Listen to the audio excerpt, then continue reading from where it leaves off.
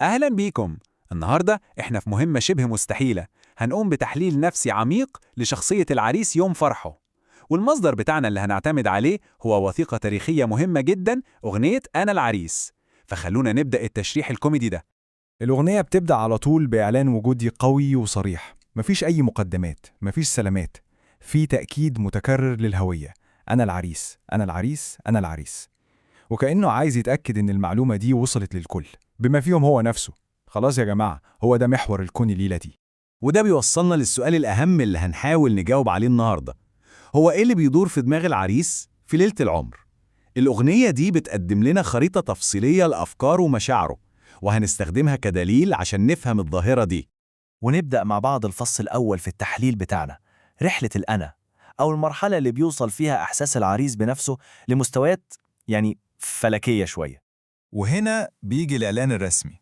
دي مش أي ليلة، دي ليلة هو، ومفيش أي مخلوق على الكوكب ده قده. ده مش مجرد إحساس بالتميز، لأ، ده إعلان سيادة كاملة على العالم لمدة 24 ساعة بالتمام والكمال. وبناء على الأدلة اللي جمعناها لحد دلوقتي نقدر نقدم التعريف العلمي ده. العريس هو كائن بيشعر إنه مركز الكون لمدة محدودة. كل قوانين الطبيعة والمجتمع بتتغير بس عشان تخدم وجوده في الليلة التاريخية دي.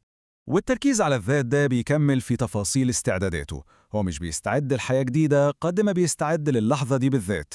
لامس بتلته ومظبط شعره، كل حاجة جاهزة عشان ليلة هتبقى نار. واضح جدا إن الأولوية كلها لمظهره وللأداء اللي هيقدمه في الحفلة. طيب ننتقل بقى للفصل الثاني، الهروب الكبير. في المرحلة دي العريس مش بس بيبدأ حياة جديدة، لا، ده بيصور الموضوع وكأنه بينجو من ماضي كله بؤس وتعاسة بشكل درامي جدا. شوفوا بس المقارنة الدرامية دي. الماضي اللي هو أيام العزوبية بيتوصف إزاي؟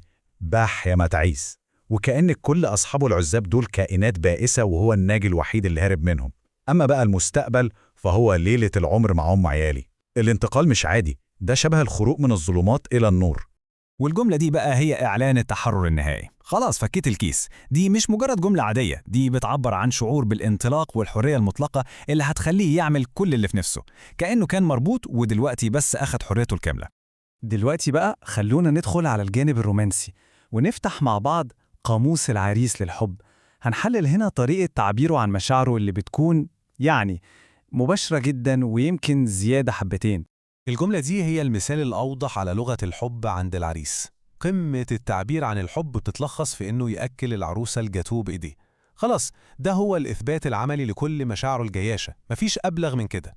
ولو حبينا نحلل الفعل الرومانسي العظيم ده بشكل علمي، فالعملية بتمر بثلاث خطوات. أولاً الإحساس بالحب الشديد، ثانياً الحصول على قطعة الجاتوه، ثالثاً بدء عملية الإطعام اليدوي. إجراء بسيط ولكنه بيحمل كل معاني الحب من وجهة نظره طبعاً. قاموس الغزل بتاعه كمان مليان كنوز، من يا مشمشاية لتصريحات كونية خطيرة زي الدنيا في كفة وانتي في كفة، ولحد ما بيوصل للاعتراف الصريح اعتبريني واحد مجنون. كوكتيل ساحر من الرومانسية المباشرة والمبالغة اللطيفة. وبعد كل الرومانسية دي بنوصل للمرحلة الأخيرة في ليلة العريس، وهي الدعوة للفوضى. هنا بقى بتظهر رغبته الشديدة في الدوشة والاحتفال والمشاركة الجماعية الإجبارية. الأمر واضح ومباشر، أنا عايز دوشة في المكان. بعد ما كان البطل الرومانسي بيتحول فجأة لقائد أوركسترا، والتعليمات الأساسية هي إزعاج وضوضاء وبأعلى صوت ممكن. وشوفوا بقى قائمة المدعوين للمشاركة في الدوشة دي. بتبدأ من مامته اللي بيطلب منها الزغروطة، وبتشمل صحابه وأهله وإخواته، وبتوصل لدرجة إنه بيقول مع احترامي أنا لازم أزعج السكان. الفرحة لازم تبقى جماعية والكل لازم يشارك في الضوضاء دي. طيب بعد رحلتنا الطويلة دي جوه عقل العريس من الأنا لحد الفوضى، نقدر دلوقتي نلخص ونوصل للإجابة النهائية.